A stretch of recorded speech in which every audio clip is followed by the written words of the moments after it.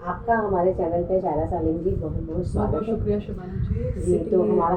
Live Kolkata के दर्शकों को बहुत बहुत आदाब, अस्सलाम वालेकुम, नमस्कार। जी हमारा सवाल है आपसे कि बिल्किस बानो मामले में तो सब कुछ जग जाहिर है, जैसा कि कई सालों पहले उनके साथ जो बलात्कार हुआ, सामूहिक बलात्कार हुआ और उनके दोषियों को ऐसे मौके पर रिहा की गई जैसे जबकि 75वें आज़ादी का हम लोग जश्न मना रहे थे, और जब लाल किला से हमारे प्रधानमंत्री जी औरतों की सुरक्षा पर भाषण भी दिए एक तरफ, और दूसरी तरफ औरत के साथ बलात्कार करने वालों को इतनी आसानी से छोड़ने की बात और फिर मिठाइयाँ बांटी गई, इस बारे में आपकी क्या राय? देखिए, इस बात में तो कोई डिबेट ही नहीं हो सकती, सबकी एक ही राय होनी चाहिए कि ये बिल्कुल जो हुआ, ये हादसा, ये बहुत ही शर्मनाक और घटिया हादसा हुआ। और यहाँ पे एक महिला होने के नाते मुझे बहुत ही एक हैरत हुई और बहुत ही एक होता नहीं है, बहुत शौक मुझे फील हुआ है कि यहाँ पे 15 अगस्त के दिन हमारे आदरणीय प्रधानमंत्री रेड फोर्ट रैम्पार्ट से लेक्चर दे रहे हैं औरतों के खुद मुख्तारी के बारे में, और उसी दिन जो बिल्किस बानो के रेपिस्ट थे और उनके फैमिली के सदस्य को जिनने कत्लेआम किया, इतने सारे 11 से 12 सदस्य, और जो जो बीच बीच में भी सुना है पैरोल से ये लोग बाहर निकलते थे और धमकियां देते थे उनके गांव में, अभी जो है उनको पूजा जा रहा है, आरती से उनको लड्डू खिलाया जा रहा है जैसे कि बहुत महान काम करके आए हैं मुंह के अंदर। और ऐसी जो सदस्य जो उनको उनका जो स्वागत कर रहे थे, उनमें से बहुत महिलाएं भी थी। तो ये एक बहुत ही शर्मनाक बात होनी चाहिए 21वीं सदी में, और खासकर 15 अगस्त के दिन जब आप रेड फोर्ट से खुद मुख्तारी की बात करते हैं, औरतों की, विमेन एम्पावरमेंट की बात, और उसी दिन आपने चुना कि ऐसे लोग जो हैं उनको राहत मिलेगी। और सुनने में आ रहा है कि वो बिल्किस बानो के गांव में भी बहुत गांव वालों को धमकियां दे रहे हैं, और खौफ की वजह से गांव वाले जो हैं वो अपना गांव छोड़कर कहीं और जाके सेटल हो रहे हैं। कोर्ट ने तो ये छोड़ दिया था निर्णय गुजरात गवर्नमेंट के ऊपर कि आप जो है रिमिशन की पॉलिसी, आप जिनको आप राहत देना चाह रहे हैं वो अडॉप्ट करिए, लेकिन 1992 का पॉलिसी छोड़कर 2014 का जो अमेंडेड पॉलिसी छोड़कर आप वो इतनी पुरानी पॉलिसी लागू कर रहे हैं ऐसे हार्डन क्रिमिनल्स को राहत दिलाने के लिए।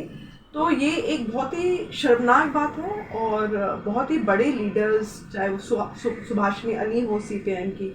महुआ मोइत्रा हो, या बीजेपी की भी एक लीडर सुंदर, उनने भी इस बात को की कड़ी निंदा की है, इस बात की घटना को कंडेम किया है। मुझे लगता है और भी औरतों को और भी लोगों को इस हादसे को कंडेम करना चाहिए कि निर्भया कांड के टाइम सारे लोग जो है रास्ते पे उतर गए, सबके सब, और जितने राजनीतिक दल थे वो सब एक आवाज में बात कर रहे थे। तो अभी ये यूनिटी क्यों नहीं है? जितने राजनीतिक दल हैं उनको ये निर्णय करना चाहिए, ये और बर्दाश्त नहीं होगा। ये हमारी इंडिया की वो बेटी है, भारत की बेटी है, वो भाजपा क्या है, उनको एक मुस्लिम महिला की निगाह से दिख रही, उनको एक औरत की निगाह से नहीं देख रही। तो बहुत ही ये एक तो आपको हर महिला को की बात करनी चाहिए ना, उसमें मुस्लिम महिला भी है। तो आप अगर जस्टिस को देख रहे हैं विद जॉन्डिस्ड आई कि भाई हम जो है एक वर्ग की महिलाओं को जो है न्याय देंगे, एक वर्ग की महिलाओं को नहीं देंगे, तो यहाँ पे ये भारत में रहकर, मतलब 21वीं सदी में जो भी औरत हो उसको एक शर्म महसूस होनी चाहिए। और जितने भी लीडर्स हैं, जितने भी राजनीतिक दल हैं, मैं विनती करती हूँ, रिक्वेस्ट करती हूँ कि इसके बारे में कोई डिबेट नहीं होना चाहिए। ये बहुत ही खौफनाक और दर्दनाक और शर्मनाक जो है ये घटना घटी है, और इसके बारे में आप लोग प्लीज़ एक सुर में, एक आवाज़ में इस बात को कंडेम करिए, इसकी निंदा करिए, क्योंकि यहाँ पे उसकी जान पे अभी ख़तरा है, क्योंकि ये लोग कुछ भी कर सकते हैं, इतने क्रिमिनल्स हैं इनके, तो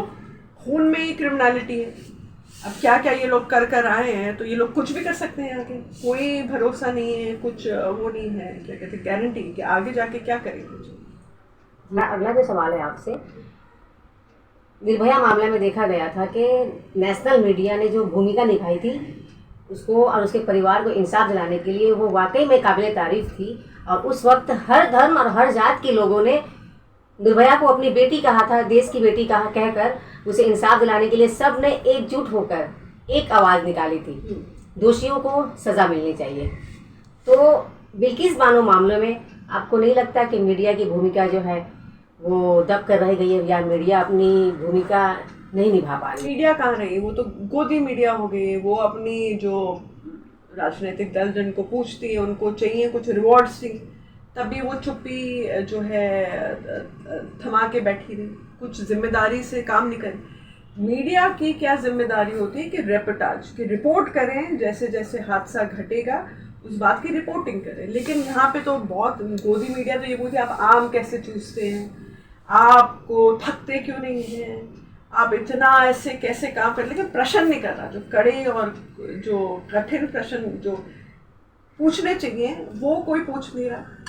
अकाउंटेबिलिटी कोई ले नहीं रही, और बस खुश करने में ये लोग जो हैं बस बिजी हो गए, सरकार को खुश करते जाएं, उनकी बस चापलूसी चलती चले। तो ये बहुत एक रिफ्लेक्शन है इंडिया में जैसे चीज़ें जा रही है, जैसे डेमोक्रेसी और जो लोकतंत्र है कमज़ोर होता दिखाई चला जा रहा है। तो ये आगे जाके कोई प्रगतव दिशा नहीं दिख रही, क्योंकि तो कोई गुंजाइश ही नहीं है। जब इस तरह का ये लक्ष्य कदम पे आप चल रहे हैं तो कोई डेमोक्रेसी तो दिख नहीं रही है। बात जब डेमोक्रेसी की आपने की तो हमारा जो आपसे सवाल है डेमोक्रेसी का ही उत्तर है, क्योंकि भारत जो है गणतंत्र